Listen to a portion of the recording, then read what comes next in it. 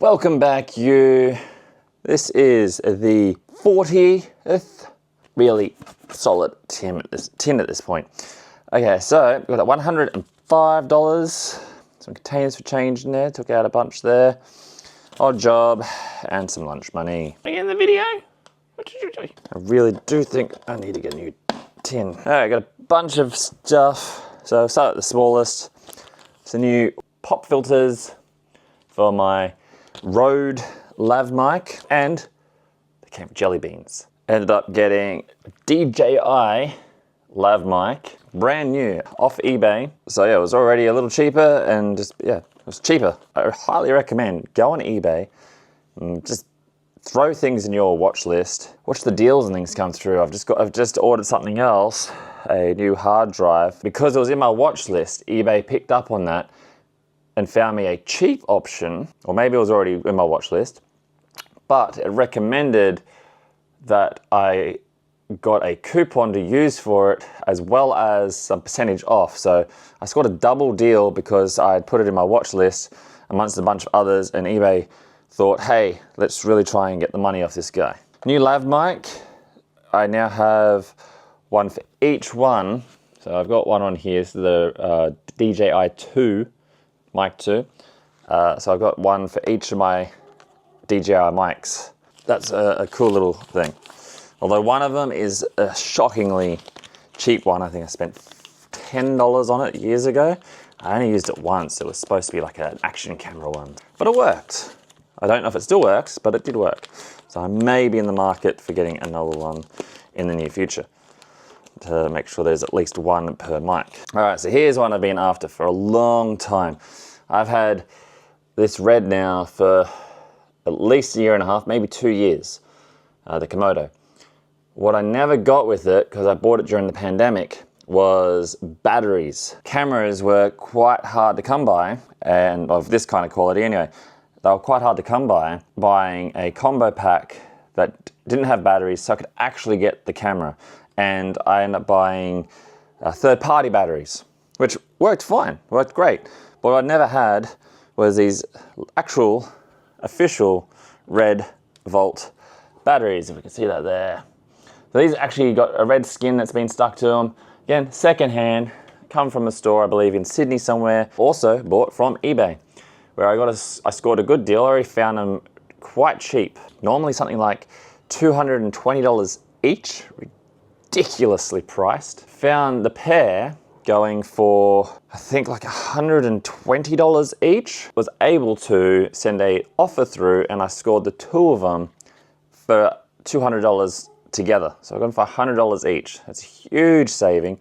So now I actually have official Red batteries for my Red camera. They work nice.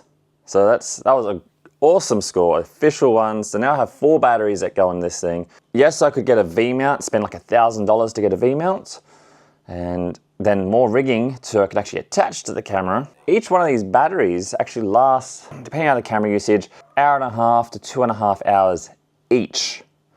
So 4 of them now, on minimum, is looking about 6 hours of runtime of the camera, and plus. So that could even go as high as 10 hours, potentially. Not likely, but potentially. Yeah, another awesome score thanks to eBay. That's gonna be critical for up and coming high quality projects. I really may have to spend another $2 and get another 10. It was my birthday recently.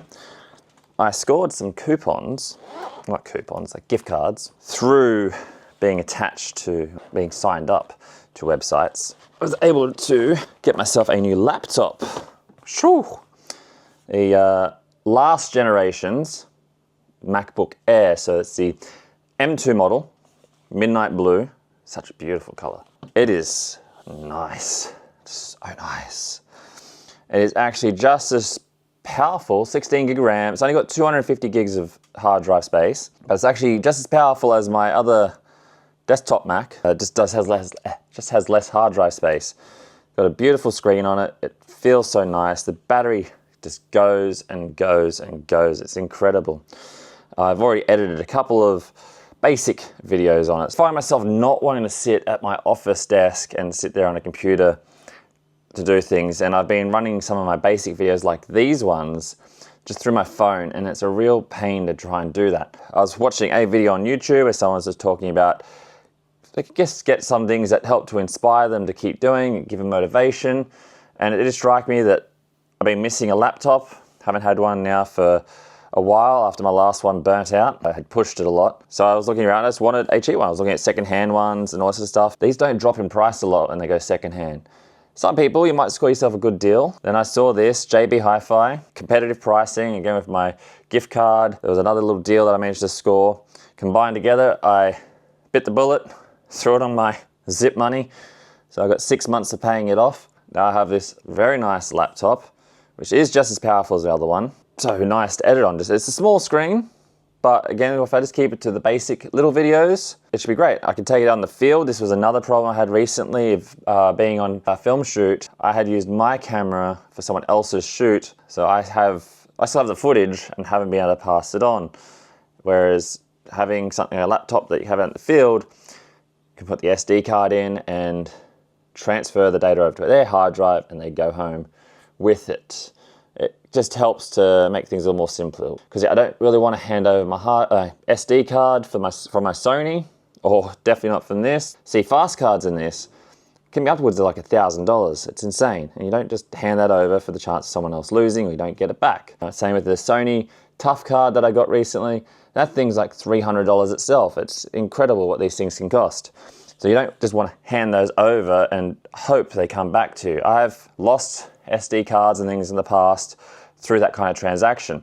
Yeah, being able to take a computer out. I have this nice little case that I got in a laptop that I also bought secondhand. And it's a nice little, this is tough little case that helps keep it protected. So when traveling around, it's in pretty good shape. Also, ordered a SanDisk Extreme hard drive, only a 500 gig one, which eBay gave me some double deals on, which was really cool. And going through Facebook, because you know they don't track what you say or what look at online, came up with what I was looking for was a carry pouch that sticks to your computer. Came across a company that is nearby, and it's like a 3D printed tough case to go around the SanDisk hard drive, and suction cups to the computer.